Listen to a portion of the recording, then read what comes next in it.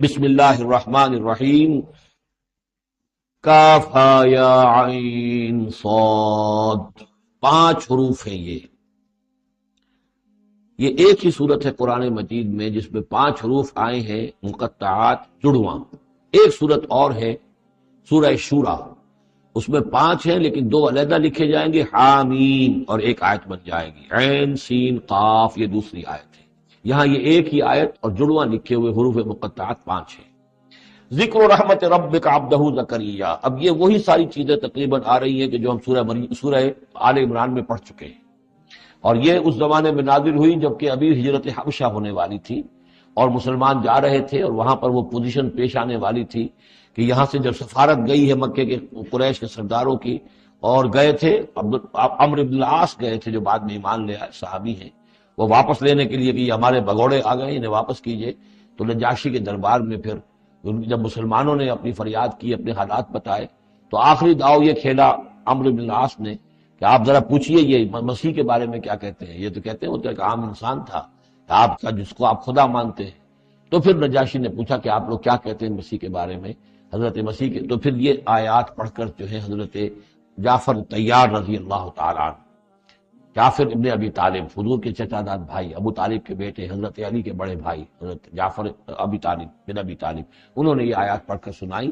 تو نجاشی نے کہا، تنکا اٹھایا کہ جو تم نے بیان کیا ہے حقیقت میں مسیح علیہ السلام اس سے ایک تنکا بھر بھی زائد ہے۔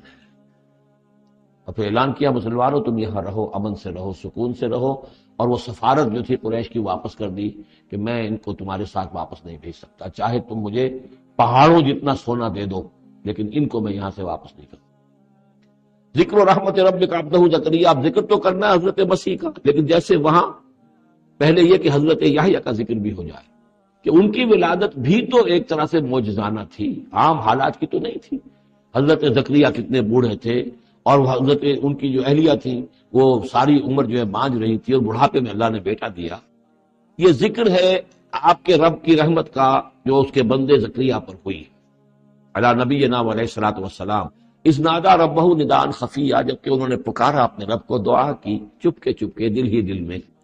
قال رب انی وہن العظم منی، انہوں نے عرض کیا پروردگار میری ہڈیاں چٹک گئی ہیں، کمزور ہو گئی ہیں، واشتعل الراس شیبا، اور میرا سر جو ہے وہ بھڑک اٹھا ہے سفیدی سے، یعنی سفید ہو گیا ہے بالکل، سیاہ بال کوئی رہے ہی نہیں۔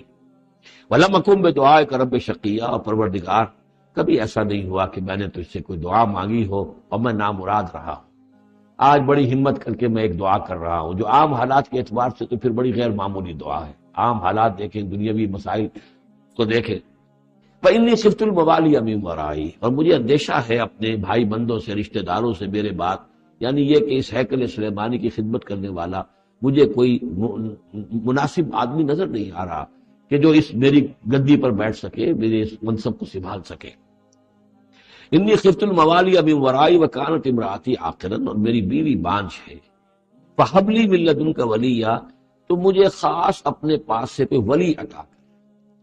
اب یہاں ولی کا لفظ کہا، کوئی میرا ساتھی ہو، کوئی ایسا ہو کہ جو میری ان چیزوں کا یرثنی ویرث من آل یعقوب، جو میری وراثت جو ہے روحانی وراثت اور دینی وراثت اس کو سنبھال سکے، اور میری کیا ہے یہ آل یعقوب کی وراثت ہے جو حضرت یعقوب علیہ السلام سے چلی آ رہی ہے، اس کا صحیح وارث بن سکے۔ وجعلہ رب رضیہ، اور پروردگار اس سے تو بنائیو، رضی جو ہے یہ فعیل کے وزن پر ہے، راضی اور مرضی دونوں کے معنی میں آ جائے گا، وہ کہ جو راضی ہو اور جس کو راضی کر دیا گیا ہو، رضی اللہ عنہم ورضوا عنہ، وہ دونوں پہلو جو ہیں رضی کے اندر آ جائیں گے۔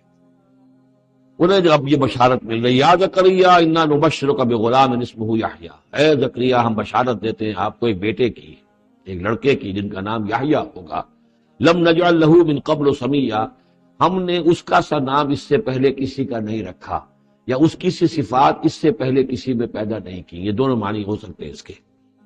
قال رب انا یکون لی غلام، انہوں نے وہی بات عرض کی جو ہم پڑھ چکے ہیں پہلے کہ پروردگار میرے ہاں بیٹا کیسے ہو جائے گا، وکانت امراتی عاقرا، میری بیوی بانجھ ہے، وقد بلغت من الکبر عتیہ، اور میں بوڑھا ہو گیا ہوں، سوکھ چکا ہوں، میرے سارے جو سوتے ہیں حیات کے وہ میرے اندر خشک ہو چکے ہیں۔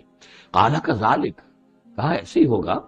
قال ربک هو علی ہین، تیرے پروردگار کا فرمانا یہ ہے کہ یہ مجھ پر آسان ہے۔ وقد خلقتک من قبل ولم تک شیئا، تجھے بھی تو ہم نے پیدا کیا اس سے پہلے جبکہ تو کچھ بھی نہیں تھا۔ قال رب اجعل لی آیا، انہوں نے کہا کہ پروردگار پھر میرے لیے کوئی نشانی مقرر ہو جائے۔ قال آیتک الا تکلم الناس ثلاث لیال سویا، کہا کہ نشانی یہ ہوگی تمہارے لیے کہ اب تم 3 دن تک متواتر، 3 راتوں تک متواتر گفتگو نہیں کر سکو گے لوگوں سے۔ وہاں سورہ آل عمران میں تھا ثلاثۃ ایام الا رمزا، 3 دن تک بات نہیں کر سکو گے مگر صرف اشاروں کے نام سے، یعنی اللہ تعالیٰ نے ان کی گویائی سلب کر لی۔ فخرج علی قومہ من المحراب، پھر وہ نکلے اپنے اس حجرے سے جہاں وہ یہ سارا راز و نیاز ہو رہا تھا، عبادت ہو رہی تھی، دعا ہو رہی تھی، مناجات ہو رہی تھی۔ فاوحی الیہم، اپنی قوم پر آ کر انہیں وحی کے ذریعے سے کہا، وحی اشارہ کرنا۔ وحی کے جو لفظی معنی عربی زبان میں الاعلام بالسرعہ والخفا، کسی کو کوئی بات اشارے سے اور خاموشی سے بتا دینا، دوسروں کو پتہ نہ چلے، یہ وحی ہے۔ تو وحی جو آتی ہے اللہ تعالیٰ کی طرف سے، وہ پھر اس کی مختلف شکلیں ہیں، وہ ہم پڑھ چکے ہیں یا پڑھیں گے انشاءاللہ سورہ شورا کے اندر، جیسے تعارف قرآن کے ضمن میں اس کا تذکرہ آ چکا ہے۔ تو اللہ تعالیٰ کی طرف سے وحی۔ اوحا الیہم، انہوں نے اشارے سے کہا، بات تو کر نہیں سکتے تھے، ان سبحوا بکرۃ وعشیا، کہ یہ خاص وقت ہے، اس میں اللہ کا ایک خاص فیصلہ ہو رہا ہے، لہذا ذرا صبح و شام تم اللہ کی تسبیح و تحمید سے کرو۔ یا یحییٰ، اب عادت ہو گئی حضرت یحییٰ کی، اور وہ مخاطب ہے۔ یا یحییٰ خذ الکتاب بقوۃ، یحییٰ کتاب کو مضبوطی سے تھام۔ ظاہر بات ہے کہ تورات موجود تھی، زبور موجود تھی، اور نبیوں کے صحیفے موجود تھے۔ وآتیناہ الحکم صبیا، اور ہم نے حکمت اور دانائی اسے بچپن ہی میں عطا کر دی۔ بچپن ہی میں اللہ تعالیٰ نے انہیں، کیوں سمجھیے کہ یہ دونوں شخصیتیں جو کنٹمپریریز ہیں، حضرت مسیح اور حضرت یحییٰ، جان دی بیپٹسٹ اور جیزس آف نزرت، یہ دونوں جو ہیں غیر معمولی شخصیتیں ہیں، عام لوگوں کی طرح کے نہیں ہیں۔ انبیاء اور رسل کے اندر بھی ان کی قسم کے اوصاف جو ہیں آپ کو اور نہیں ملیں گے۔ تو فرمایا کہ ان کو بچپن ہی میں ہم نے حکمت عطا کر دی۔ وحنانا من لدنا، اور سوز و گداس، ہم سے محبت، اور محبت بھی سوز و گداس والی، ان کی طبیعت کے اندر رقت، سوز و گداس۔ حنانا من لدنا وزکا، اور ہم نے ستھرائی، پاکیزگی، پاکی ان کی گھٹی کے اندر گھول گھول کر ڈال دی۔ وکانا تقیہ، اور بہت ہی متقی تھے۔ وبرم بوالدیہ، اور اپنے والدوں کے ساتھ بہت حسن سلوک کرنے والے، ادب کرنے والے۔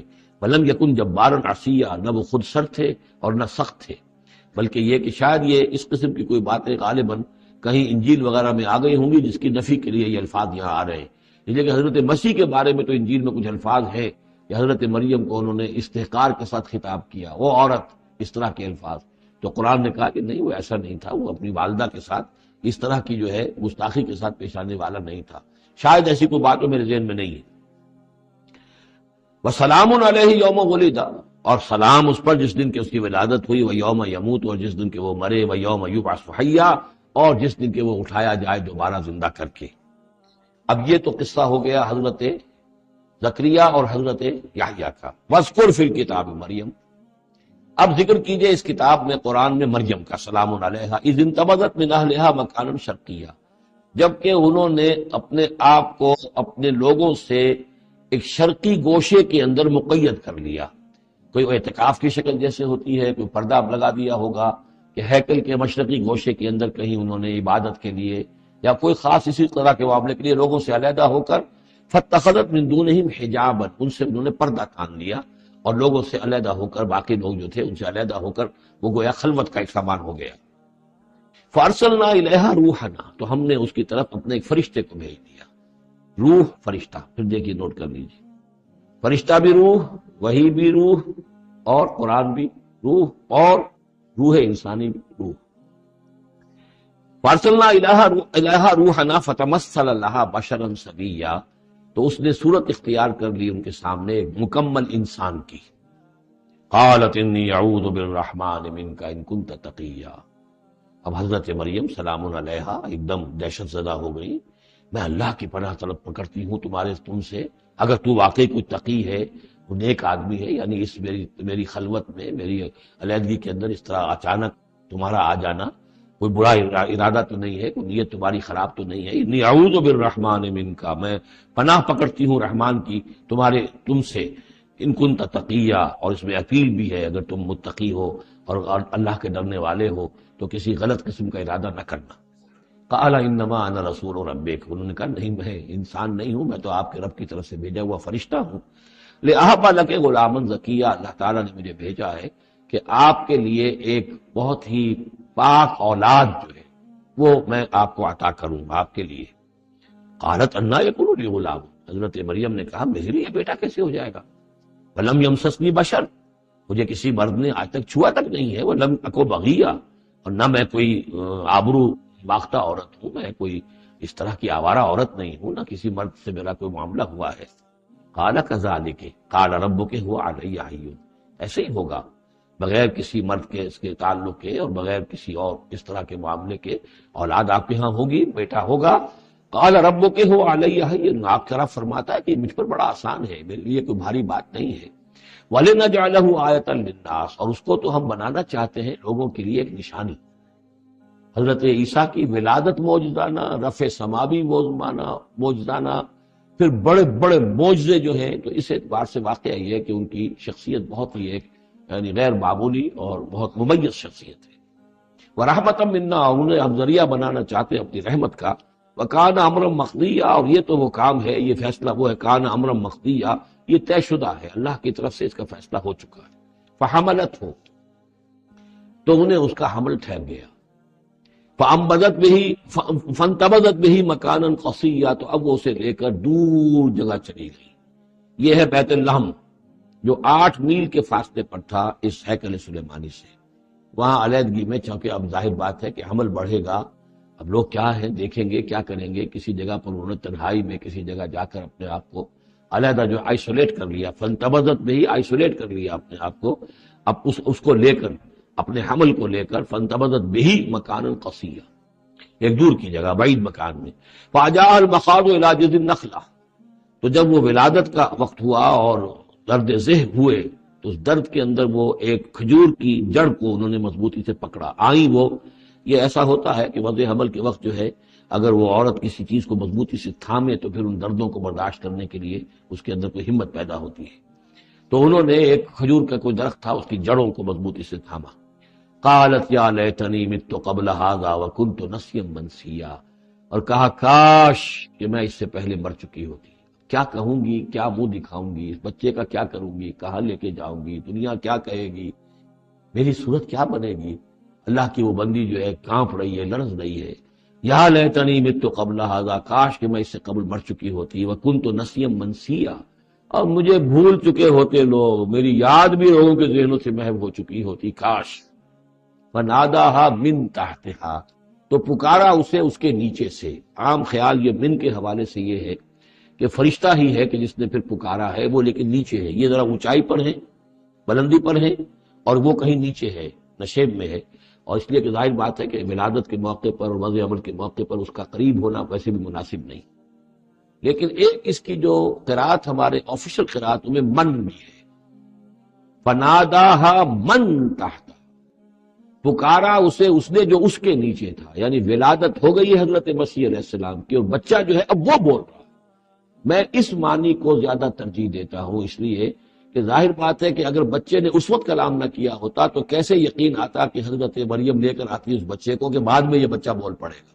اللہ تعالیٰ نے وہاں اس بچے سے کلام کرا دیا ہے، انہوں نے دیکھ لیا ہے بچہ بول رہا ہے، تو بچے نے من تحتہا، یہ میرے نزدیک وہ قرات بھی وہ زیادہ صحیح ہے، اور ہے ہماری آفیشل قرات میں ہے یہ من تحتہا و من تحتہا، تو جو بھی تھا نیچے انہوں نے، اس نے کہا لا تحزنی، اگر واقعتاً یہ حضرت مسیحی بچے وہی بچہ جو نو مولود ہے وہی بول رہا ہے، تو گویا کہ لا تحزنی، امی جان آپ اس میں پریشان نہ ہو، غمگین نہ ہو، قد جعل ربک تحتک سریا، اور دیکھیے اب اللہ تعالیٰ نے آپ کے قدموں تلے ایک چشمہ نکال دیا ہے، وَهُزِّي إِلَيْكِ بِجِذْعِ النَّخْلَةِ، اور ذرا اسی درخت کے جو سوکھی جڑ درخت کی اس کو ذرا ہلائیے، تساقط علیک رطبا جنیا، تو یہ تازہ اور بڑی تازہ جو ہے پکی ہوئی کھجوریں آپ پر گریں گی، فکلی واشربی۔ اب یہ سارا معجزہ کو دیکھ رہی ہے، تب جرت ہوئی ہے انہیں بچے کو لے کر آنے کی کہ وہ بچہ بول بھی گیا ہے، اور اسی سوکھی ہوئی وہ کھجور کے جو ہے تنے میں سے کھجوریں جو ہے پکی ہوئی اور بڑی تازہ جو ہے وہ بھی گر رہی ہے، چشمہ بھی پانی کا نکل آیا ہے۔ فکلی واشربی، تو کھائیے اور پیئے، وقری عینا، اور اپنی آنکھیں ٹھنڈی کیجیے، فاما ترین من البشر احدا، تو پھر اگر آپ دیکھیں کسی انسان کو، کوئی انسان آپ کے سب سے پوچھے فقولی، تو کہہ دیجئے انی نذرت للرحمن صوما فلن اکلم اليوم انسیا، میں نے تو رحمان کے لیے ایک روزے کی نظر مانی ہوئی تھی، میں نے روزہ رکھا ہوا، میں کسی انسان سے بات نہیں کر سکتی۔ وہاں کے ان کے ہاں روزے کے اندر کھانے پینے پر جو پابندی تھی جو ہمارے ہاں ہوتی ہے وہ بھی تھی، اس کے علاوہ بولنے پر، گفتگو پر بھی پابندی تھی۔ فأتت بہ قومہا تحملہ، اب وہ آ گئی اس کو لے کر اپنی قوم کے پاس۔ اب ان کا حوصلہ ہے، انہوں نے وہ معجزہ دیکھ لیا ہے، یہ میری رائے ہے، واللہ عالم۔ عام طور پر اس کا تذکرہ نہیں ہے کہیں، اور یہ کہ من تحتہا میں سمجھا یہی گیا ہے کہ فرشتے ہی نے یہ سب سارا کلام کیا ہے۔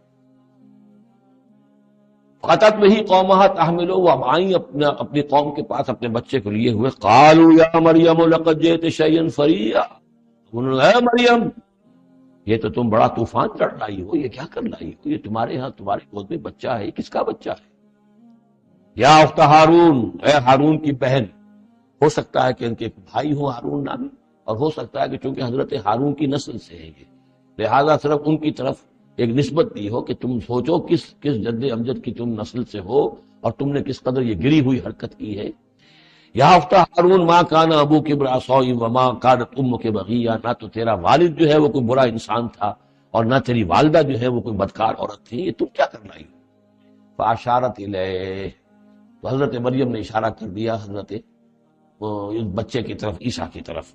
قالوا کیف نکلم من کان فی المہد صبیا، کہ کیسے ہم اس سے بات کریں، اس سے کیا پوچھیں، یہ ہمیں کیا بتائے گا، بچہ ہے تو گھوڑے میں یا گود کے اندر۔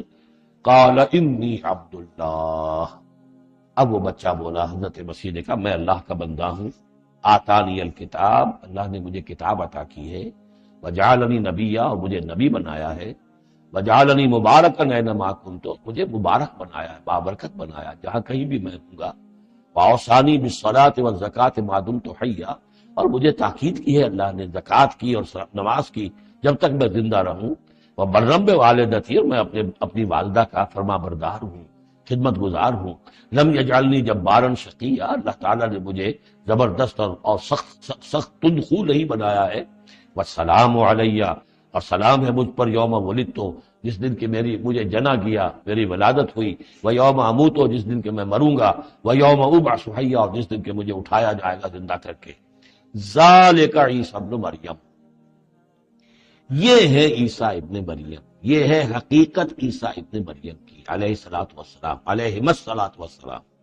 قول الحق الذی فیہ یمترون، یہ ہے وہ قول حق، قول فیصل 100% درست جس کے بارے میں یہ جھگڑتے ہیں۔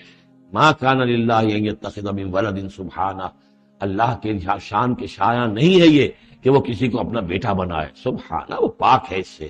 اذا قضى امرا فانما يقول له كن فيكون، جب وہ کسی چیز کا فیصلہ کرتا ہے تو وہ کہتا ہے کہ ہو جا، وہ ہو جاتی ہے۔ یعنی جو باپ کا حصہ تھا ولادت مسیح میں، وہ اللہ تعالیٰ کے ایک حرف کن کے ذریعے سے پورا ہوا، اسی لیے یہ کلمہ ہے، اللہ کلمۃ منہ، اللہ کا خاص کلمہ۔ باقی چیزیں جو ہے انسان کے ہاں جو بھی قانون قاعدے کے مطابق، جو بھی بایولوجیکل جو طریقہ ہے اس کے مطابق ہو رہے ہیں، وہ چل رہا ہے، لیکن جہاں وہ ایک رکھنا ہے وہاں اللہ کا ایک خصوصی کن جو ہے اس نے اس خلا کو پر کیا ہے۔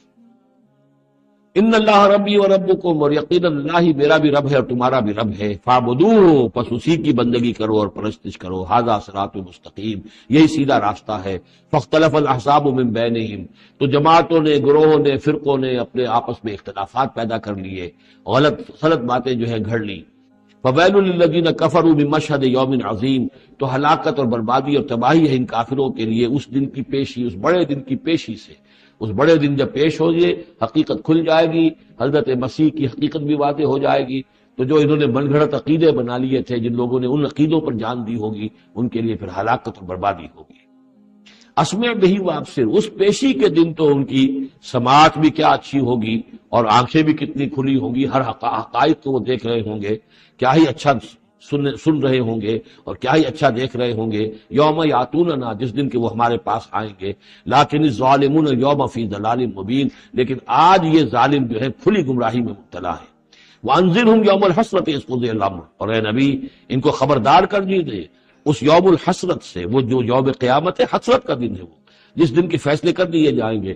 وَهُمْ فِي غَفْلَةٍ فَهُمْ لَا يُؤْمِنُونَ، اور یہ غفلت کے اندر مبتلا ہیں اور ایمان نہیں لائیں گے. اِنَّا نَحْنُ نَرِثُ الْأَرْضَ وَمَنْ عَلَيْهَا، ہم ہی یقیناً وارث ہوں گے زمین کے، سب ختم ہو جائیں گے. زمین اور اس کا سب کچھ جو کچھ ہے مال، اس کی وراثت ہمیں منتقل ہو جائے گی. وَإِلَيْنَا يُرْجَعُونَ، اور ہماری ہی طرف یہ لوٹائے جائیں گے. وَاذْكُرْ فِي الْكِتَابِ ابراہیم، اور ذرا تذکرہ کیجئے اس کتاب میں ابراہیم کا. اِنَّهُ كَانَ صِدِّيقًا نَبِيًّا، یقیناً وہ صدیق نبی تھے. اس کی اصل حقیقت پر کل گفتگو ہوگی.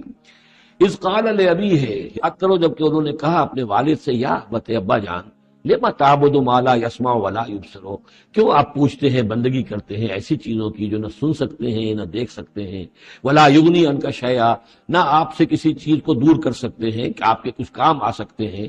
یا ابت، ابا جان، یہ بہترین مقام ہے قرآن مجید کا کہ کوئی داعی، کوئی مبلغ، کوئی حق کی طرف بلانے والا اپنے بڑے کو، کسی بزرگ کو اگر بلا رہا ہو تو کس انداز میں بلائے گا؟ ظاہر بات ہے کہ اس کا ادب ملحوظ رکھتے ہوئے، یا ابت، یا ابت، ابا جان، ابا جان، اس انداز میں، لٹ مارنے کے انداز میں نہیں. یا ابت انی قد جاءنی من العلم ما لم یاتک، ابا جان میرے پاس وہ علم آیا ہے جو آپ کے پاس نہیں آیا تھا، میرے پاس وہی آئی ہے، اللہ نے مجھے حقائق سے واقف کیا ہے. فإما یاتینکم منی ھدی، میرے پاس وہ ہدایت آئی ہے. فاتبعنی، پس میری پیروی کیجئے، میرے پیچھے چلیے، میرا کہنا مانیے. اہدک صراطا سویا، میں آپ کو دکھاؤں گا سیدھا راستہ، رہنمائی کروں گا آپ کی سیدھی راستے کی طرف. یا ابت، ابا جان، لا تعبد الشیطان، دیکھیے شیطان کی بندگی نہ کیجئے. ان الشیطان کان للرحمن عصیا، یقیناً یہ شیطان جو ہے وہ رحمان کا باغی تھا، نافرمان تھا، اس نے سرکشی کی تھی. یا ابت انی اخاف ان یمسک عذاب من الرحمن، ابا جان مجھے بڑا اندیشہ ہے کہ آپ کو رحمان کی طرف سے کوئی عذاب آپ پر نہ آ جائے، آپ پکڑے آپ کو رحمان کی طرف سے کوئی عذاب. فتکون للشیطان ولیا، پھر آپ شیطان ہی کے ساتھی بن کر رہ جائیں. قال راغب انت عن آلہتی یا ابراہیم، کہاں یہ لجاجت ہے، کہاں یہ استدعاء کا انداز ہے، کہاں یہ فرعونی انداز میں کہا ہے باپ نے. ابراہیم کیا تم میرے آلہہ سے، میرے معبودوں سے کنارہ کشی کر رہے ہو؟ راغب انت عن آلہتی یا ابراہیم لئن لم تنتہی، اگر تم باز نہ آئے لارجمنک، میں تمہیں رجم کر دوں گا، ہلاک کر دوں گا، سنسار کر دوں گا. واہجرنی ملیہ، اور فوراً تو ذرا میری نگاہوں سے دور ہو جاؤ، میں تمہاری اس بات کو برداشت نہیں کر سکتا، فوراً میری نگاہوں سے دور ہو جاؤ، کچھ دیر کے لیے تو میری نگاہوں سے چلے جاؤ. قال سلام علیہ، انہوں نے کہا سلام. ساستغفر لک ربی، میں اپنے رب سے آپ کے لیے استغفار کرتا رہوں گا. انہ کان بی حفیہ، وہ مجھ پر بڑا مہربان ہے. واعتزلکم وما تدعون من دون اللہ، اور میں کنارہ کشی کرتا ہوں آپ سے بھی اور ان تمام معبودوں کو جن کو آپ پوج رہے ہیں اللہ کے سوا. وادعو ربی، میں تو اپنے رب کو پکاروں، اسی سے دعا کروں گا. عسیٰ اللہ اکون بدعاء ربی شقیہ، اور مجھے یقین ہے کہ میں اپنے رب کو پکار کر اس سے دعا کر کے نامراد نہیں رہوں گا. فلما اعتزلہم، جب ابراہیم نے ان سے کنارہ کشی کر لی، وما یعبدون من دون اللہ، اور ان سب سے بھی کنارہ کشی کر لی جن کو پوج رہے تھے اللہ کے سوا. وہبنا لہ اسحاق و یعقوب، تو ہم نے اسے اسحاق جیسا بیٹا، یعقوب جیسا پوتا عطا کیا. وکلا جعلنا نبیا، اور ان دونوں کو بھی ہم نے نبوت سے سرفراز فرمایا. ووہبنا لہم من رحمتنا، اور ان کو ہم نے خاص اپنی رحمت سے، فضل سے عطا فرمایا. وجعلنا لہم لسان صدق علیہ، اور ان کے لیے ہم نے اعلیٰ تذکرہ اور اعلیٰ شہرت جو ہے دنیا کے اندر باقی رکھی.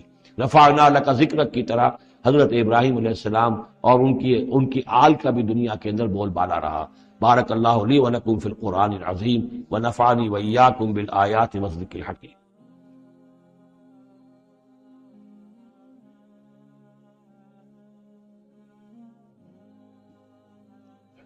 واذکر فی الکتاب موسیٰ انہ کان مخلصا وکان رسولا نبیا. نادیناہ من جانب الطور الایمن وقربناہ نجیا. ووہبنا لہ من رحمتنا اخاہ ہارون نبیا. واذکر فی الکتاب اسماعیل انہ کان صادق الوعد وکان رسولا نبیا. وکان یأمر اہلہ بالصلاة والزکاة وکان عند ربہ مرضیا. واذکر فی الکتاب ادریس انہ کان صدیقا نبیا ورفعناہ مکانا علیا. صدق اللہ العظیم. رب اشرح لی صدری ویسر لی امری واحلل عقدۃ من لسانی یفقہوا قولی. اللهم ربنا ألهمنا رشدنا وأعذنا من شرور أنفسنا. اللهم أرنا الحق حقا وارزقنا اتباعه وأرنا الباطل باطلا وارزقنا. اللهم ربنا آنس وحشتنا في قبورنا وارحمنا بالقرآن العظيم. اللهم اجعله لنا إماما ونورا وهدى ورحمة. اللهم ذكرنا منه ما نسينا وعلمنا منه ما جهلنا وارزقنا تلاوته آناء الليل وآناء النهار واجعله لنا حجة يا رب العالمین آمین۔ کل ہم نے سورہ مریم کا آغاز کر لیا تھا اور تقریباً نصف کا ہم ترجمہ کر چکے ہیں، لیکن یہ بات بیان ہونے سے رہ گئی کہ مکی اور مدنی صورتوں کے جس تیسرے گروپ میں اس وقت ہم ہیں، جس کی مکیات کا آغاز ہوا تھا سورہ یونس سے، تو اس میں 9 صورتیں ہم پڑھ چکے ہیں۔ جیسا کہ میں نے عرض کیا، وہ 9 صورتیں تین صورتوں کے سب گروپس کی شکل میں ہیں۔ ہر سب گروپ میں ایک جوڑا ہے جس کے اندر وہ نسبت زوجیت میں تمام و کمال موجود ہے، اور ایک منفرد مزاج کی صورت ہے۔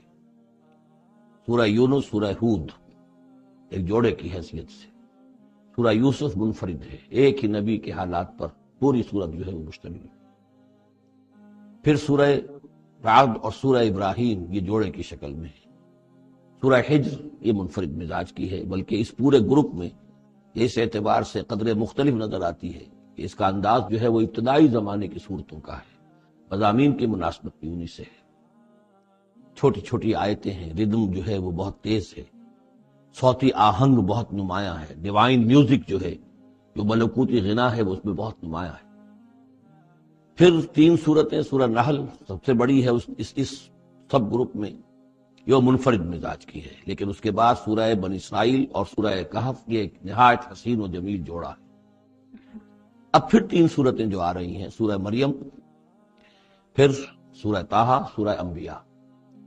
یہاں بھی معاملہ وہی ہے کہ ان میں سے 2 صورتیں جو ہیں سورہ مریم اور سورہ انبیاء، ان میں بڑی گہری مشابہت ہے، اور یہ قصص النبیین کے انداز میں یہاں تذکرہ ہے انبیاء کرام کا، انباء الرسل کے انداز میں نہیں ہے۔ وہ جو انداز سورہ کہف، سورہ آراف میں ہم نے دیکھا، سورہ ہود میں ہم نے دیکھا کہ رسول آئے، انہوں نے دعوت دی، قوم نے انکار کیا، قوم ہلاک کر دی گئی، یہ انداز جو انباء الرسل، ایام اللہ، اس کا نہیں۔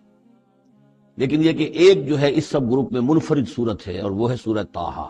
یہ اس اعتبار سے کہ تقریباً پوری ایک ہی رسول کے حالات پر مشتمل ہے، حضرت موسیٰ علیہ السلام۔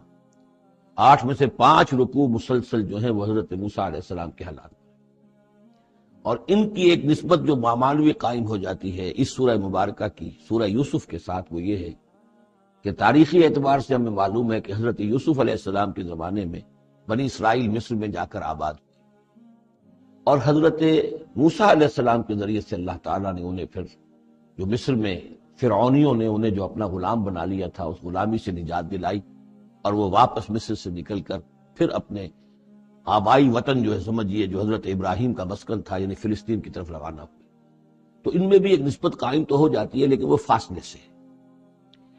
سورہ مریم میں اور سورہ انبیاء میں آپ کو قصص النبیین کے انداز کا بات ملے گی، تو یہ آپ جب ہم پڑھیں گے تو بات نمایاں ہو جائے گی۔ البتہ ایک چیز کے لیے رات میں نے کہا تھا اس پر گفتگو کل ہوگی۔ سورہ مریم میں ہم نے اب تک جو پڑھا ہے، سب سے پہلے حضرت زکریا، حضرت یحییٰ کا تذکرہ ہوا پہلے رکوع میں۔ دوسرا رکوع بہت طویل ہے، اس میں حضرت مریم اور حضرت عیسیٰ کا سلام علیہم ان کا تذکرہ ہوا ہے۔ تیسرے رکوع میں پھر حضرت ابراہیم علیہ السلام کا، اور ان کے ساتھ ہی پھر حضرت اسحاق اور حضرت یعقوب کا تذکرہ ہوا ہے۔ حضرت ابراہیم کے بارے میں کہا گیا کہ انہ کان صدیقا نبیّا۔ اب یہ ایک نئی ترکیب ہے کہ جو پہلی مرتبہ قرآن مجید میں آئی ہے، اور میں نے اسی لیے آج جو ہے کئی آیات تلاوت کی ہیں اگلے رکوع کی، کہ آپ یہ دیکھ سکیں کہ 2 کے بارے میں آ رہا ہے رسول نبیّا، حضرت اسماعیل اور حضرت موسیٰ علیہ السلام رسول النبی، انہ کان رسول النبی، اور 2 ہی کے بارے میں آیا انہ کان صدیق النبی، یعنی حضرت ابراہیم علیہ السلام اور حضرت ادریس علیہ السلام۔ تو اس میں فرق کیا ہے؟ ظاہر بات ہے کہ الفاظ مختلف ہیں، ترکیب مختلف ہے، تو یقیناً ان کا مفہوم جدا ہے، اگرچہ بہت ہی میرے علم کی حد تک اسی نے اس پر توجہ نہیں کی ہے بلکہ ایک بہت بڑے عالم تھے جو مفسر قرآن بھی ہیں، ان سے جب میں نے تذکرہ کیا تو ان کا کہ کیا واقعی ایسا ہے؟ یعنی یہ کہ وہ تفسیر بھی لکھ چکے تھے لیکن انہوں نے توجہ نہیں کی۔ ہوتا یہ ہے کہ آدمی جب گزر جاتا ہے تیزی کے ساتھ، اگر کسی چیز کی توجہ نہیں ہوتی، کیا واقعی ایسا ہے کہ دو کے بارے میں ہے رسول النبیہ اور دو کے بارے میں ہے صدیق النبیہ؟ تو میں نے ان سے سوال کیا تھا کہ اس میں پھر کیا فرق ہے؟ اس کے لیے میں چاہتا ہوں کہ جو جس حد تک کہ مجھ پر وہ بات اللہ تعالیٰ نے منکشف فرمائی ہے وہ آپ پر بھی میں آپ کے ساتھ بھی شیئر کروں۔ یہ جو ہم پڑھ چکے ہیں، ایک تو سورہ فاتحہ میں اہدنا الصراط المستقیم صراط الذین انعمت علیہم، راستہ ان کا ہمیں دکھا اور ان کے راستے پر چلا جن پر تیرا انعام۔ اس کی وضاحت سورہ نساء میں آئی، وَمَن يُطِعِ اللَّهَ وَالرَّسُولَ فَأُولَٰئِكَ مَعَ الَّذِينَ أَنْعَمَ اللَّهُ عَلَيْهِم مِّنَ النَّبِيِّينَ وَالصِّدِّيقِينَ وَالشُّهَدَاءِ وَالصَّالِحِينَ وَحَسُنَ أُولَٰئِكَ رَفِیقًا۔ یہ منعم علیہم جو ہیں، جن پر اللہ تعالیٰ کا انعام ہوا ہے، یہ جو جماعت ہے منعم علیہم کی، اس کے 4 درجات ہیں۔ اوپر سے چلیں گے تو انبیاء سب سے اوپر ہیں، پھر نیچے ان کے درجہ ہے صدیقین کا، پھر ان سے نیچے شہداء کا، اور پھر بیس لائن سمجھیے کہ وہ صالحین مومنین جو نیک دل مسلمان ہیں، مخلص ہیں، صادق القول ہیں، صادق الایمان ہیں، یہ گویا کہ بیس لائن ہے۔ نیچے سے چلیں گے تو اس بیس لائن سے اگر کوئی شخص ترقی کرے گا تو پھر درجہ اس کے لیے کیا ہے؟ شہادت کا ہے، اس کے اوپر ایک درجہ صدیقیت کا ہے، اور یہ آخری درجہ ہے، اس لیے کہ اس سے آگے نبوت کا جو درجہ ہے وہ اکتسابی نہیں ہے، وہ تو وہبی ہے، اور وہ دروازہ بھی اب بند ہو چکا، وہ ہمیشہ کے لیے وہ آؤٹ آف باؤنڈز ہے اب نوع انسانی کے لیے، وہ نبوت کا دروازہ بند ہو چکا۔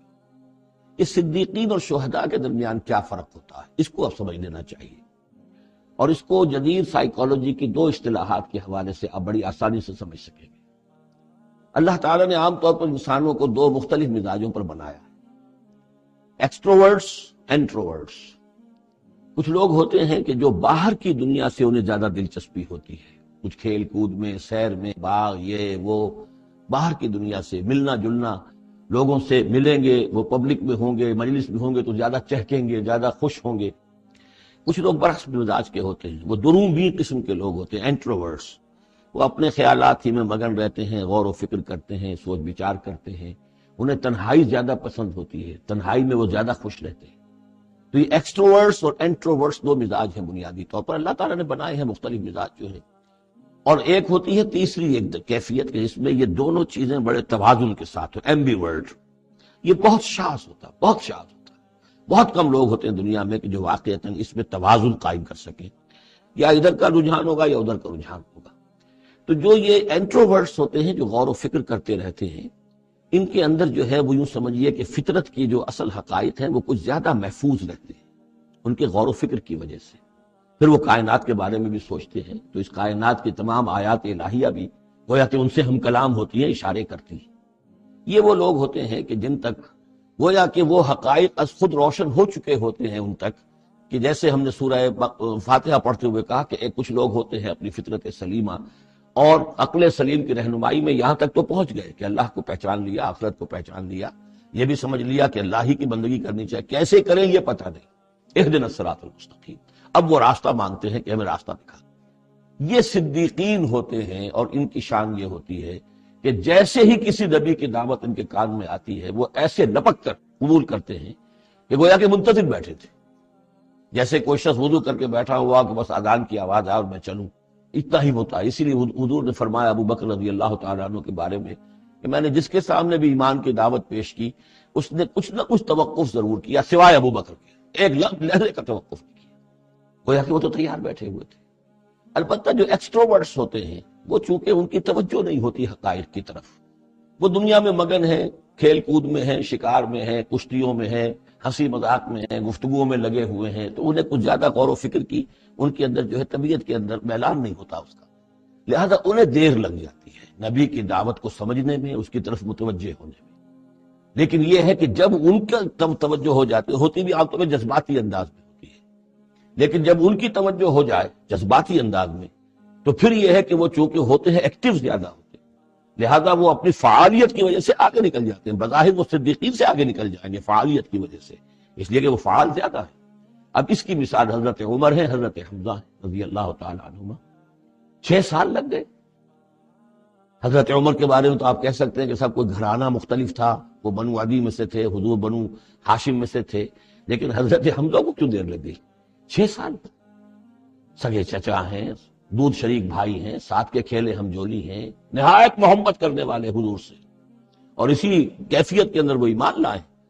ایک روز آئے باہر سے، شکار کھیل کر آ رہے تھے، کئی دن باہر رہے تھے، واپس آئے تو ابھی گھر میں داخل نہیں ہوئے تھے، لونڈی نے کہا کہ آج تو ابو جہل نے بڑی گستاخی کی ہے آپ کے بھتیجے کے ساتھ۔ اب بس یہ سنتے ہی آگ بگولا ہو کر گئے ہیں، کمان جا کے ماری ابو جہل کے سر میں کہ تم نے یہ کیا ہے، اور اسی وقت کا اچھا میں اس پر ایمان لایا، آؤ کرو مقابلہ۔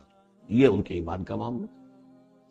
تو یہ اب حمزہ ہے، اس طرح حضرت عمر ہے، چلے تھے حضور کو قتل کرنے کے ارادے سے، لیکن اپنی بہن کے اندر جو دیکھی، اس کے اندر یہ کہاں سے اتنی استقامت آ گئی کہ بھائی جان چاہے آپ ہمیں قتل کر دیں، جان سے مار دیں، لیکن اب یہ جو دین ہم نے قبول کیا اس کو ہم چھوڑنے والے نہیں۔ بہنوئی کو تو مار مار کے لہو لہان کر دیا تھا سعید بن زید کو، بہن کو بھی مارا ہے، لیکن پھر اچانک بدل گئے۔ پھر وہی عمر جو ہے جو تلوار ننگی لے کے چلا تھا قتل کرنے کے ارادے سے، گردن میں تلوار حمائل کیے ہوئے، جیسے غلام ہوتے ہیں، ان کے ہاں غلاموں کا رواج یہ تھا، ان کی تلواریں گردنوں میں حمائل ہوتی تھی، وہ آ رہا ہے اور ایمان لا رہا ہے۔ تو یہ ہے شہداء، صدیقین اور شہداء۔ تو اب مزاج جو ہے انبیاء میں بھی آپ کو ملے گا، کچھ لوگوں کا مزاج شہداء سے مناسبت رکھتا ہے۔ حضرت اسماعیل کا آپ نے سنا ہوگا، یہ واقعات قصوں میں آتے ہیں، شکار جیسے کہ حضرت حمزہ کی کیفیت ہے، وہ نکل جاتے تھے۔ حضرت ابراہیم 2 مرتبہ گئے ہیں، ملاقات ہی نہیں ہوئی، اس لیے کہ وہ اپنے شکار پر نکلے ہوئے تھے۔ اس طرح کا معاملہ حضرت اسماعیل کا تھا۔ حضرت موسیٰ بھی جلالی مزاج کے آدمی تھے، ایک آدمی کو مکہ مارا ہے اور اس کی جان نکال دی۔ حضرت ابراہیم وہ دوسری قسم، وہ صدیق النبی، ان کے مزاج جو ہے وہ اس نوعیت کا، صدیقیت کے ساتھ مناسبت رکھنے والا۔ تو نبوت تو ان کو بھی ملی، نبوت ان کو بھی ملی، لیکن مزاجی فرق کی وجہ سے ایک صدیق نبی ہے اور ایک رسول نبی ہے۔ اس لیے کہ رسول کے ساتھ جو لفظ مناسبت رکھتا ہے وہ شہادت ہے۔ تمام رسول شاہد بنا کر بھیجے گئے ہیں۔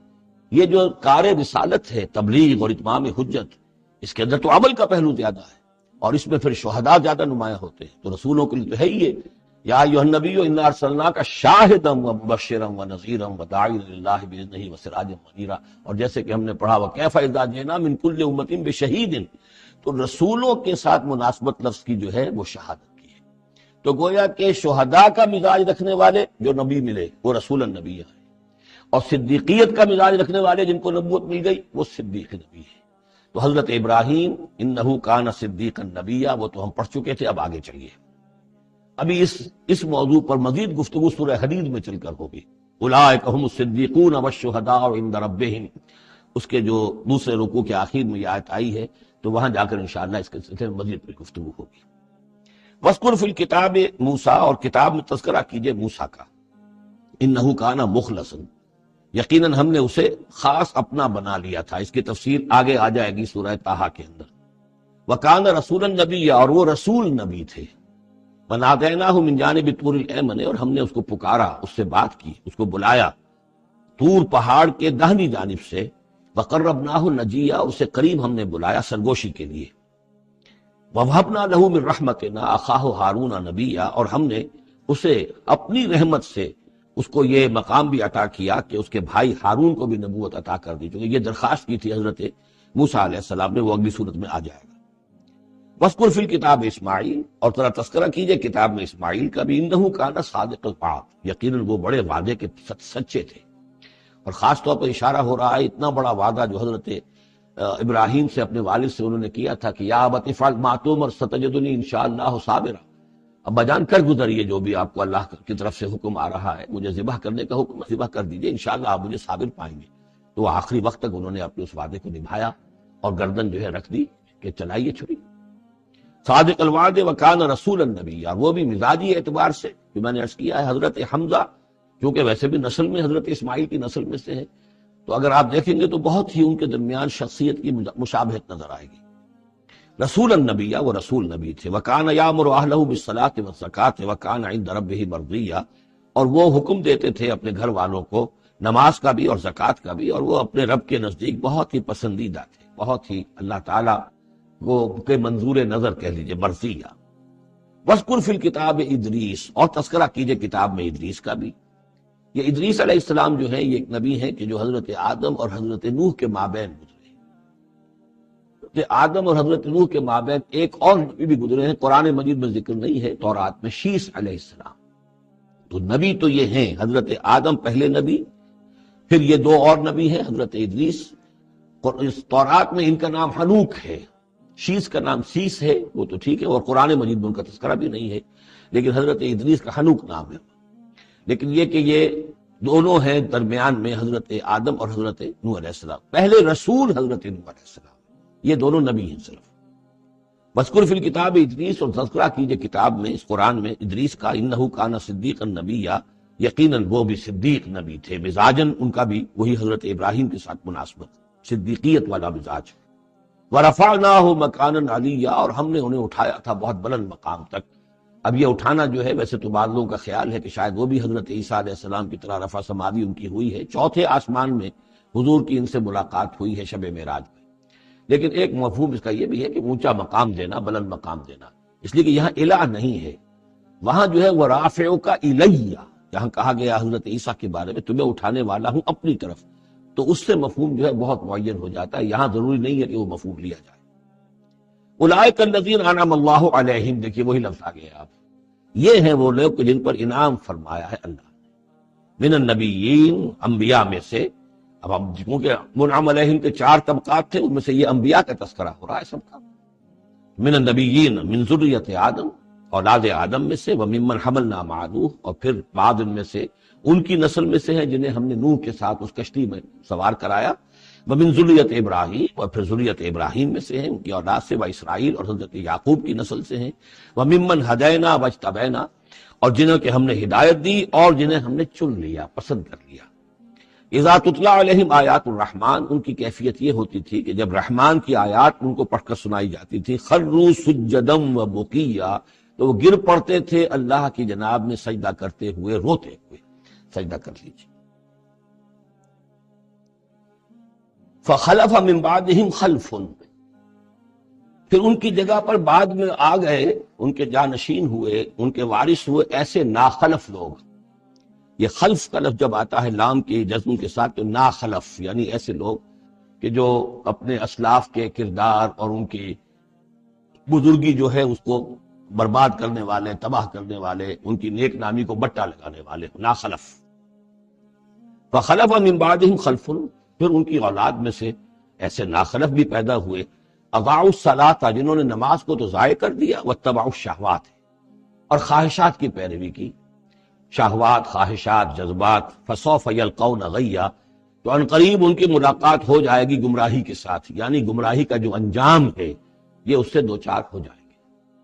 الا من تاب وآمن وعمل صالحا، سوائے اس کے کہ جو توبہ کریں اور ایمان لائیں اور نیک عمل کریں، فاولئک يدخلون الجنہ، وہ لوگ جنت میں داخل ہوں گے، ولا یظلمون شیئا، اور ان پر قطعاً کوئی ظلم نہیں کیا جائے گا، ان کا کوئی حق تلفی نہیں کی جائے گی، ان کے پورے اعمال کا انہیں بدلہ مل جائے گا۔ جنات عدن التی وعد الرحمن وعبادہ بالغیب، یعنی ان کو کیا ملے گا؟ وہ باغات، ریزیڈینشل گارڈن، بسنے والے باغات، رہنے والے باغات، جن کا کہ وعدہ کیا تھا رحمان نے اپنے بندوں سے غیب میں۔ یعنی ظاہر بات ہے قرآن مجید میں وعدہ ہو رہا ہے، تو ابھی نہ وہ جنت ہمارے سامنے ہے، نہ خود اللہ تعالیٰ جو ہے روح در روح ہمارے سامنے ہے، ہم ایمان لا رہے ہیں اس پر غیب، یؤمنون بالغیب۔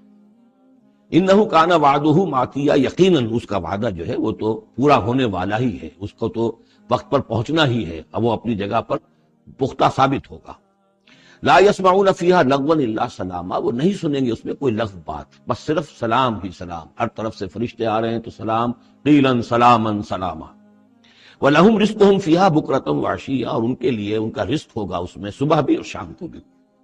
تِلْكَ الْجَنَّةُ الَّتِي نُورِثُ مِنْ عِبَادِنَا مَنْ كَانَ تَقِيًّا، یہ ہے وہ جنت جس کو کہ ہم، جس کے وارث بنائیں گے ہم اپنے بندوں میں سے ان کو کہ جو متقی ہوں گے، خدا ترس ہوں گے، اللہ سے ڈرنے والے ہوں گے۔ وَمَا نَتَنَزَّلُ إِلَّا بِأَمْرِ رَبِّكَ، اور اے نبی ہم نہیں نازل ہوتے مگر آپ کے رب کے حکم سے۔ لَهُ مَا بَيْنَ أَيْدِينَا وَمَا خَلْفَنَا وَمَا بَيْنَ ذَلِكَ وَمَا كَانَ رَبُّكَ نَسِيًّا، اسی کے اختیار میں ہے جو کچھ ہمارے سامنے ہے اور جو کچھ ہمارے پیچھے ہے اور جو ان دونوں کے مابین ہے، اور اے نبی آپ کا رب بھولنے والا نہیں ہے۔ یہ بہت اہم مضمون ہے، اور در حقیقت ایک مضمون کا یوں سمجھیے کہ سلسلہ شروع ہو رہا ہے جس کی پہلی کڑی یہ ہے۔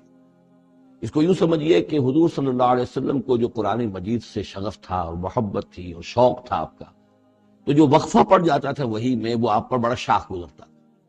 آپ چاہتے تھے کہ وہی جلدی جلدی آئے تاکہ آپ اس سے اور اپنے وجود پرنور کو مزید منور کریں. آپ جو ہے قرآن مجید سے جو آپ کو عشق تھا اس کے بنا پر اس میں آپ کو اجلت رہتی تھی کہ جلدی آئے قرآن. اس حوالے سے آپ نے حضرت جبرائیل سے شکوہ کیا کہ آپ وقفے وقفے سے آتے ہیں، ہم انتظار کرتے رہتے ہیں.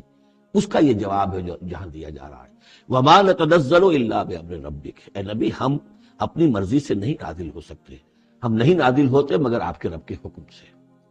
لہو ما بین ایدینا، یہ بہت ہی یعنی یوں سمجھیے کہ گہرے الفاظ ہیں. لہو ما بین ایدینا وما خلفنا، جو ہمارے آگے ہے اس کا اختیار بھی اللہ ہی کا ہے، جو ہمارے پیچھے ہے اس کا اختیار بھی اللہ ہی کا ہے. وما بینہما وما بین ذالک، آگے اور پیچھے کے مابین کون ہے پھر؟ ہم، میں، میرا وجود، میرے آگے میرے پیچھے، اور ان دونوں کے درمیان کون ہے؟ میں گویا کہ بالکلیہ اللہ تعالی کے حکم کے تابع ہوں. فرشتے کی یہی شان ہے کہ فرشتہ جو ہے یفعلون ما یؤمرون، جو حکم ملتا ہے، لا یعصون اللہ ما امر، ان کا معاملہ یہ ہے کہ جو بھی اللہ کا حکم ہے گویا کہ وہ تو اس سے سرتابی نہیں کرتے، سرے منہ اس میں فرق نہیں ڈالتے. وما نتنزل الا بامر ربک، ہم نہیں اترتے یا اتر سکتے مگر آپ کے رب کے حکم سے. جب اسی کی مصلحت اور اسی کی مشیت ہوتی ہے وہ وہی دے کر ہمیں بھیجتا ہے. لہو ما بین ایدینا وما خلفنا وما بین ذالک وما کان ربک نسیا.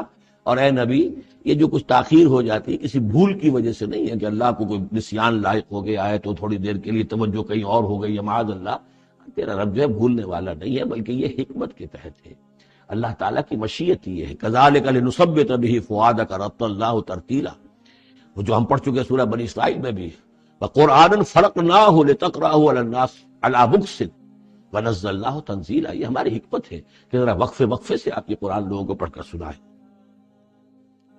رب السماوات والارض، وہ رب ہے آسمانوں کا اور زمین کا. وما بینہما، اور جو ان دونوں کے مابین ہے. فاعبدہ، پس اسی کی بندگی اور پرستش کیجئے. واصطبر علیہ لعبادتہ، اور اس کی عبادت کے اوپر پوری طرح جمے رہیے، صبر کیجئے.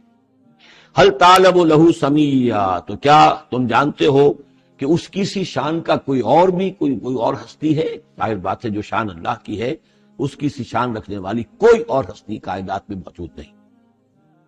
وَيَقُولُ الْإِنسَانُ وَإِذَا مَا مِتُّ لَسَوْفَ أُخْرَجُ حَيًّا، اور یہ انسان کہتا ہے حیران ہو کر، کیا میں جب مر جاؤں گا تو پھر مجھے زندہ کر کے اٹھا لیا جائے گا؟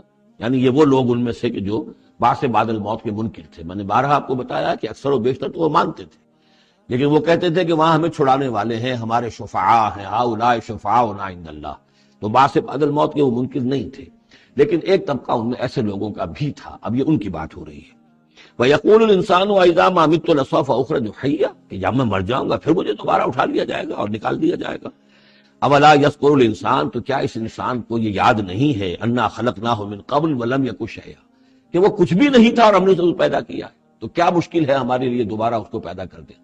کیا تھا وہ پہلے، اس کی کیا حقیقت تھی؟ یعنی جہاں سے ہم اپنے آپ کو جانتے ہیں وہ بھی ظاہر بات ہے کہ ایک نطفہ ایک ہے، اس سے ہمارا آغاز ہوا، یہ تو سبھی جانتے ہیں نا. تو اس سے اللہ تعالیٰ نے اگر انسان بنا دیا ہے تو کیا اللہ تعالیٰ دوبارہ تمہیں پیدا نہیں کر سکتا؟ فَوَرَبِّكَ، تو قسم ہے تیرے رب کی، لَنَحْشُرَنَّهُمْ وَالشَّيَاطِينَ، ہم جمع کریں گے ان سب کو بھی اور تمام شیطانوں کو. ثُمَّ لَنُحْضِرَنَّهُمْ حَوْلَ جَهَنَّمَ جِثِيًّا، اور پھر ہم سب کو جمع کر لیں گے جہنم کے گرد کہ یہ اپنے گھٹنوں کے بل گرے ہوئے ہوں. ثُمَّ لَنَنزِعَنَّ مِنْ كُلِّ شِيَّةٍ أَيُّهُمْ أَشَدُّ عَلَى الرَّحْمَنِ عِتِيًّا، پھر ہم ہر گروہ میں سے، ہر قوم میں سے پھر نکالیں گے کون ہے وہ جو سب سے زیادہ اکڑنے والے تھے رحمان کے مقابلے میں. بلاؤ ادھر سے ابو جہل کو اور بلاؤ ادھر سے عقبہ ابن ابی معیط کو، ہر گروہ میں سے جو سب سے زیادہ اللہ کا کی اس کے ساتھ گستاخی کرنے والا اور سب سے زیادہ تکبر کرنے والا تھا، پھر اس کو آگے نکال کر نمایاں کیا جائے گا. ثم لنحن عالم بالذین هم اولی بحاصلیہ، پھر ہم خوب جانتے ہیں ان لوگوں کو کہ جو بہت زیادہ قابل ہوں گے اور سب سے پہلے داخل ہونے والے ہوں گے اس جہنم کے اندر. وَإِن مِّنكُمْ إِلَّا وَارِدُهَا كَانَ عَلَىٰ رَبِّكَ حَتْمًا مَّقْضِيًّا، اور تم میں سے کوئی بھی نہیں ہے مگر یہ کہ اسے ایک مرتبہ جہنم پر آنا ہوگا. یہ فیصلہ ہے تیرے رب کا حتمی، طے شدہ، حتماً مقضیہ. اس کا جو مفہوم سمجھا گیا میں اسے اتفاق کرتا ہوں کہ اصل میں وہ پل صراط جس کا تذکرہ جو ہے آئے گا سورہ حدید میں بھی اور پھر سورہ تحریم میں بھی، جس کو ہم پل صراط کہہ دیتے ہیں، الصراط ہے وہ، یہی صراط مستقیم جس پر ہم چل رہے ہیں. یہ عالم برزخ کے اندر جا کر اور قیامت کے دن جو ہے یہی پل صراط بن جائے گا اور یہ جہنم کے اوپر ہوگا. گویا کہ اس پر سے گزر کر لوگ داخل ہوں گے جنت کے اندر، تم تاکہ مشاہدہ کر لیں کہ اللہ تعالیٰ نے کس چیز سے ہمیں بچایا ہے. اور وہاں پر جو جہنمی ہے وہ ٹھوکریں کھا کھا کر اس میں گرتے جائیں گے کیونکہ ان کے پاس روشنی نہیں ہوگی. یہ مضمون جو ہے کھل کر آئے گا سورہ حدید میں اور سورہ تحریم میں. تو یہ فرمایا کہ آنا تو ہر ایک کو پڑے گا، ہر انسان کا گزر اس پر ہوگا، تاکہ اور اس میں یہ کہ یقیناً جو بچا لیے جائیں گے ان کے دل میں کس قدر اللہ تعالیٰ کی کہ اس رحمت کا اور مغفرت کی قدر کتنی ہوگی کہ اللہ نے ہمیں کس انجام سے بچایا. وَإِن مِّنكُمْ إِلَّا وَارِدُهَا كَانَ عَلَىٰ رَبِّكَ حَتْمًا مَقْضِيًّا ثُمَّ نُنَجِّي الَّذِينَ اتَّقَوْا. پھر وہاں سے ہم نجات دے دیں گے، بچا کر لے جائیں گے ان لوگوں کو جنہوں نے کہ تقویٰ کی روش اختیار کی تھی دنیا میں. وَنَذَرُ الظَّالِمِينَ فِيهَا جِثِيًّا، اور چھوڑ دیں گے ظالموں کو اسی میں پڑے ہوئے، وہ وہاں پر پڑے جائیں گے، گرتے جائیں گے اور اہل ایمان اور اہل تقویٰ نکل جائیں گے. وَإِذَا تُتْلَىٰ عَلَيْهِمْ آيَاتُنَا بَيِّنَاتٍ، اور جب انہیں ہماری روشن آیات پڑھ کر سنائی جاتی ہیں، قَالَ الَّذِينَ كَفَرُوا لِلَّذِينَ آمَنُوا، تو کہتے ہیں یہ کافر لوگ اہل ایمان سے، اَيُّ الْفَرِيقَيْنِ خَيْرٌ مَقَامًا وَأَحْسَنُ نَدِيًّا،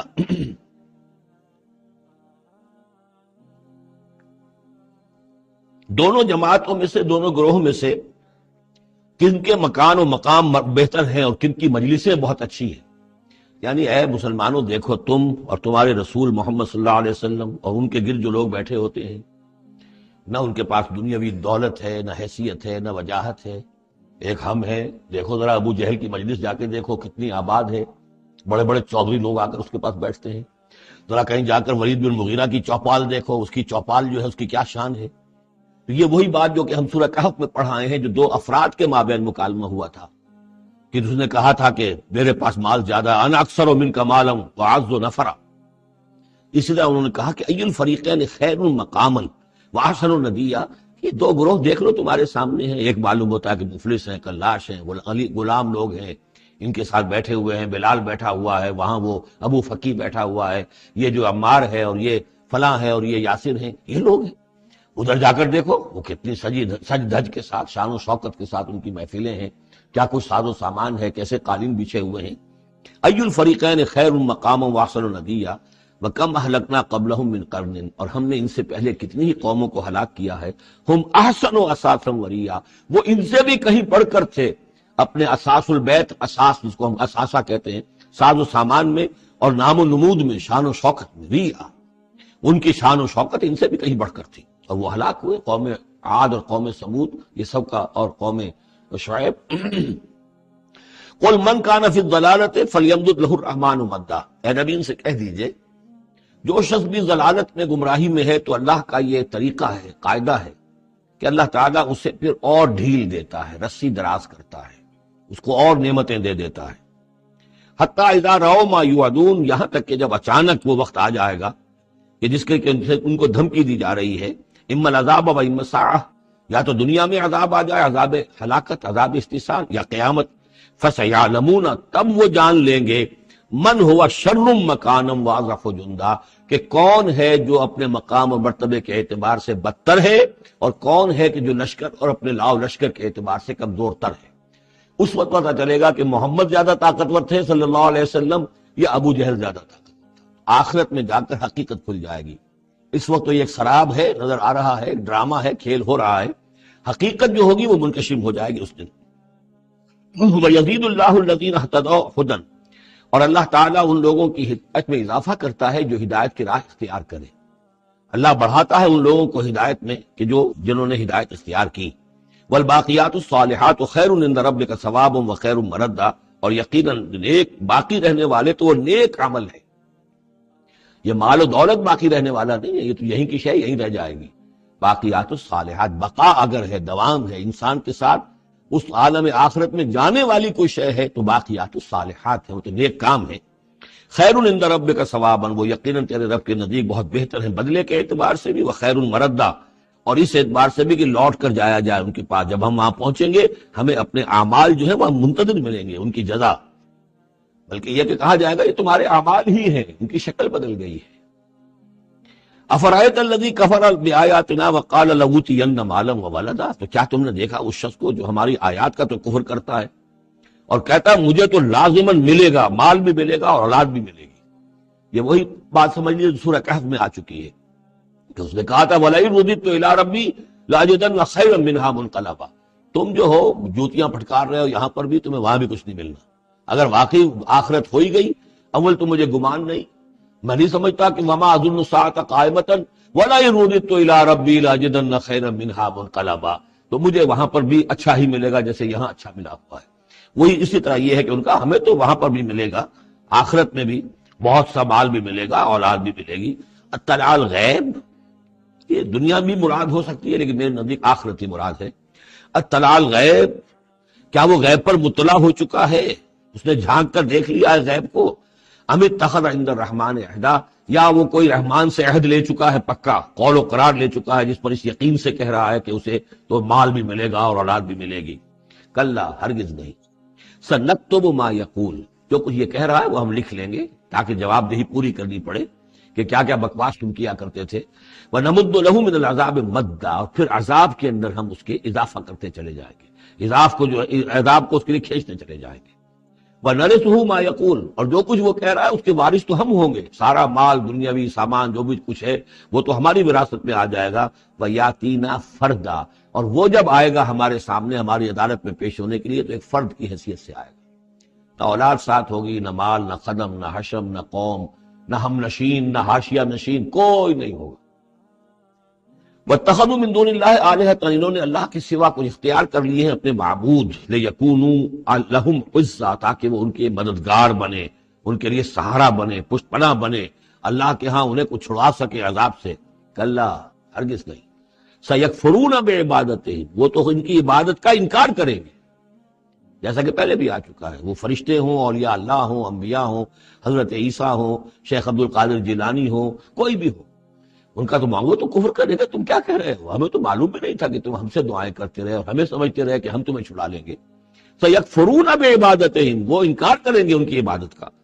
وَيَكُونُونَ عَلَيْهِمْ ضِدًّا، اور وہاں ان کے مخالف ہوں گے، انہیں وہاں پر پروسیکیوٹ کروائیں گے. أَلَمْ تَرَ أَنَّا أَرْسَلْنَا الشَّيَاطِينَ عَلَى الْكَافِرِينَ تَعُزُّهُمْ عَزًّا، کیا تم نے دیکھا نہیں کہ ہم کافروں پر شیاطین کو بھیجتے رہتے ہیں. یعنی یہ کہ یہ شیاطین جن جو ہیں یہ ان پہ حملہ آور ہوتے رہتے ہیں اور انہیں خوب ابھارتے رہتے ہیں گناہوں کے اوپر، اور انہیں اور سرکشی کے اوپر آبادہ کرتے رہتے ہیں. وجہ کیا ہے کہ خود انہوں نے شیطان کی رفاقت کو اختیار کی ہے. فلا تعجل علیہم، اب یہ مضمون یہاں دوسری مرتبہ آ گیا، عجلت نہیں. فلا تعجل علیہم، ایک تو فرمایا قرآن مجید کے ضمن میں عجلت نہ کیجئے، اس کی جو بھی تنزیل ہے وہ اللہ تعالیٰ کی حکمت کے تحت جو اس میں تدریج ہے اس کا اسی کو آپ سمجھیے کہ خیر اسی میں ہے. آپ کا شوق اپنی جگہ ہے، لیکن یہ کہ ایک دوسری بات فلا تعجل علیہم، ان کے بارے میں بھی آپ جلدی نہ کیجئے. ایسا نہ ہو کہ آپ کے دل میں یہ خیال آئے کہ اب ان کفار مکہ کی رسی جو ہے مزید دراز نہیں ہونی چاہیے، اب ان کو پکڑ لیا جانا چاہیے، انہوں نے حد کر دی ہے. جس طریقے سے کہ حضور کو زج کیے ہوئے تھے وہ ہم دیکھتے چلے آ رہے ہیں سورہ انعام سے. لیکن اے نبی جلدی نہ کیجئے. فلا تعجل علیہم، ان کی مخالفت، علی یہاں پر آ رہا ہے.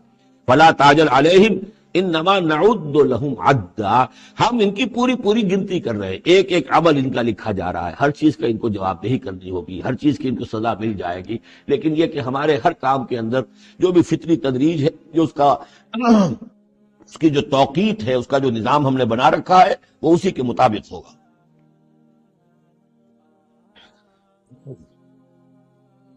یوم نحشر المتقین الی الرحمن وفدا، یاد کرو جس دن کی ہم جمع کریں گے اہل تقویٰ کو، وہ رحمان کی طرف آئیں گے مہمانوں کی صورت میں، جیسے مہمانوں کا استقبال ہوتا ہے، وفد آیا ہے. وَنَسُوقُ الْمُجْرِمِينَ إِلَىٰ جَهَنَّمَ وِرْدًا، اور جو مجرم ہیں انہیں ہم دھکیلیں گے، دھکے دیں گے، ہانک کر لے جائیں گے جہنم کی طرف، جیسے کہ کوئی پیاسے جانور جاتے ہیں گھاٹ کی طرف. لا يملكون الشفاعة إلا من اتخذ عند الرحمن عهدا، کسی کے بھی کوئی شفاعت کام نہیں آئے گی سوائے اس کے کہ جس نے رحمان کے پاس اپنا ایک مقام حاصل کر لیا ہے. یعنی ایک شخص جو ہے بنیادی طور پر اللہ کے ساتھ اس نے اپنا عہد نبھایا، اللہ کی بندگی کر رہا ہو، کوئی خطائیں ہو گئی ہیں، کوئی غلطیاں ہو گئی ہیں، جیسے کوئی پھسل جاتا ہے، کوئی کمزور بھی ہوتا ہے انسان، ایسے لوگوں کے لیے تو شفاعت مفید ہو سکتی ہے. لیکن جو سرے سے اس عہد کی خلاف ورزی کر رہے ہوں، جو بجائے مشرق کے ان کا رخی مغرب کی طرف ہو، بجائے کعبے کے ان کا رخی جو ہے کسی اور شے کی طرف ہو، تو ظاہر بات ہے کہ ان کے لیے شفاعت نہیں ہے. وقالوا اتخذ الرحمن ولدا، اور انہوں نے ایک اور عقیدہ گھڑ لیا ہے کہ رحمان نے اپنے لیے اولاد اختیار کی ہے. لقد جئتم شیئا ادا، دیکھو تم نے یہ بہت بڑی بھاری بات کہی ہے، یہ بہت بڑی گستاخی ہے اللہ کی جناب میں. اور کتنی بھاری گستاخی ہے ذرا نوٹ کیجئے الفاظ. تکاد السماوات یتفطرن منہ، قریب ہے کہ آسمان پھٹ پڑے تمہاری اس گستاخی پر. وتنشق الارض، اور قریب ہے کہ زمین شق ہو جائے. وتخر الجبال حدا، اور یہ پہاڑ جو ہے دھماکے کے ساتھ گر پڑے. ان دعوا للرحمن ولدا، کہ انہوں نے رحمان کے لیے بیٹا قرار دیا، بیٹی قرار دی. مشرکین عرب نے فرشتوں کو خدا کی بیٹیاں بنا دیا، عیسائیوں نے حضرت مسیح کو خدا کا بیٹا بنا دیا، اور یہودیوں نے عزیر کو خدا کا بیٹا بنا دیا. ان دعوا للرحمن ولدا وما ينبغي للرحمن ان يتخذ ولدا، رحمان کے تو یہ شایان شان ہی نہیں ہے کہ وہ کسی کو اولاد بنائے. یہ اس کی وضاحت میں کر چکا ہوں کہ اولاد کی ضرورت اس کو ہوتی ہے جو خود فانی ہو. ہمیں معلوم ہے ہم مر جائیں گے، ہمارا نام و نشان مٹ جائے گا، اولاد کے ذریعے سے ہمارا نام زندہ رہے گا. یہ اصل میں ایک اپنے ہی تسلسل انسان سمجھتا ہے کہ میری ہستی کا تسلسل ہے، میری اولاد گویا کہ میرا اپنی بقا کی ایک شکل ہے. اس لیے کہ یہ انسان کے اندر ہے. مجھے یاد ہے جب ہم پڑھتے تھے کالج میں تو الفا ایک کمپنی ہوتی تھی لاہور میں، یہ فائل کورز وغیرہ بناتی تھی نوٹ بکس کے. تو اس میں پیرامڈس کے عنوان سے جو بہترین الفاظ لکھے ہوئے تھے ابھی مجھے یاد ہیں. Still and resolute, calm and self-possessed, still and resolute, the pyramids echo unto eternity, the defiant cry of man's will to survive and conquer the storms of time. کہ یہ جو ان لوگوں نے فرائضہ نے اتنے بڑے بڑے پیرامڈز بنا دی، کائے کے لیے بنا دی؟ تاکہ ہمارا نام رہے. ہم تو نہیں ہوں گے، نام رہے گا. تو گویا کہ انسان کے اندر ایک خواہش ہے بقا کی، وہ اپنا دوام چاہتا ہے. یہ اسے پتا ہے کہ میری ذاتی طور پر تو میرا دوام ہے، تو میں کوئی عمارت بنا دوں، میرا نام جو ہے اس کے حوالے سے دنیا کے اندر رہے. اور یہی معاملہ اولاد کا ہے کہ اولاد سے انسان کو سب سے زیادہ جو اس کو خواہش ہوتی ہے وہ اپنا بقا، اپنا تسلسل. وہ سمجھتا ہے کہ میری اپنی کنٹینیوٹی ہے کہ جو میری اولاد کے ذریعے سے. ظاہر بات ہے کہ اللہ ہمیشہ خود باقی رہنے والا ہے، تو اس کے شایان شان ہی نہیں ہے کہ وہ کسی کو اپنی اولاد بنائے. اسے کوئی ضرورت ہی نہیں ہے. تو تمہارے لیے ہے معاملہ کہ تم فانی ہو، لہذا تمہیں ضرورت ہے کہ کوئی تمہارا نام لیوا باقی رہے. وما ينبغي للرحمن ان يتخذ ولدا ان كل من في السماوات والارض الا آتي الرحمن عبدا، نہیں ہے کوئی بھی آسمانوں اور زمین میں کوئی بھی مگر یہ کہ وہ حاضر ہوگا رحمان کی عدالت میں بندے کی حیثیت سے. کسے باشد، جبکہ ہمیں معلوم ہے کہ محمد رسول اللہ صلی اللہ علیہ وسلم بھی حاضر ہوں گے تو بندے کی حیثیت. اور حضور فرماتے ہیں کہ اس روز میدان حشر میں لواء الحمد بیدی، میرے ہاتھ میں ہوگا حمد کا جھنڈا، اور اس روز جو میں حمد کروں گا اللہ کی وہ آج نہیں کر سکتا. اللہ تعالیٰ کی حمد بیان کریں گے محمد رسول اللہ عدالت خداوندی میں کرتے ہوئے. تو معلوم یہ ہوگا کہ جو بھی آئے گا بندہ بن کر آئے گا. وہ عیسیٰ ہو یا عیسیٰ ابن مریم انت قلت للناس اتخذونی وامی الہین من دون اللہ، سوال کیا جائے گا کہ نہیں. تو فرمایا کہ ان کل من فی السماوات والارض، یقیناً کوئی نہیں ہے آسمانوں اور زمین میں، الا آتی الرحمن عبدا، مگر وہ رحمان کی خدمت میں آئے گا، حاضر ہوگا بندے کی حیثیت سے. لقد احصاہم، اس نے ان سب کی گنتی کی ہوئی ہے، ان کا پورا احاطہ کیا ہوا ہے، کوئی چھپ نہیں رہے گا، کہیں بچ کر نہیں رہ جائے گا. عدہم عدا، اور ہم نے پوری گنتی رکھی ہوئی ہے. وکلہم آتی ہے یوم القیامت فردا، اور قیامت کے دن یہ سب کے سب آئیں گے تو ایک فرد کی حیثیت سے، انڈیویجول کیپیسٹی میں محاسبہ ہوگا. نہ ماں باپ ساتھ ہوں گے کوئی شفاعت کرنے کے لیے، کوئی گڑ گڑانے کے لیے، نہ اولاد ہوگی، نہ شوہر کے ساتھ جوری ہوگی، نہ جورو کے ساتھ شوہر ہوگا، کچھ نہیں. ہر ایک شخص نفسی نفسی، اپنی جان. وَكُلُّهُمْ آتی ہے یوم القیامت فردا. میری جو کتاب ہے سابقہ اور موجودہ مسلمان امتوں کا ماضی، حال اور مستقبل، اس میں ایک چیپٹر ہے قرآن کا قانون عذاب، کہ عذاب جو قوموں کے اوپر آتا ہے وہ دنیا میں آتا ہے. آخرت کا عذاب جو ہے وہ افراد کے لیے. محاسبہ اجتماعی جو ہوتا ہے وہ اللہ کا دنیا میں ہوتا ہے، لیکن آخرت کا حساب وہ جو ہے محاسبہ انفرادی ہے. ان الذین آمنوا وعملوا الصالحات سیجعل لهم الرحمن ودا، یقیناً جو لوگ ایمان لائے اور جنہوں نے نیک عمل کیا، ان قریب رحمان ان کے لیے محبت پیدا کر دے گا، یعنی لوگوں کے دلوں میں محبت ڈال دے گا. یہی ابو بکر ہوں گے جن کا نام کس تعظیم سے لوگ لیا کریں گے، کس محبت سے لیا کریں گے. یہی بلال ہوں گے جن کی جو تعظیم ہوگی، جن کی کتنی محبت کی جائے گی. ابھی ذرا وقت ہے، کٹھن ہے. سیجعل لهم الرحمن ودا. حدیث میں بھی آتا ہے کہ اللہ تعالیٰ جو ہے اپنے کسی بندے سے محبت کرتا ہے تو پہلے فرشتوں کو، جبرائیل سے کہا جاتا ہے کہ میں اپنے اس بندے سے محبت کرتا ہوں، اعلان کر دو.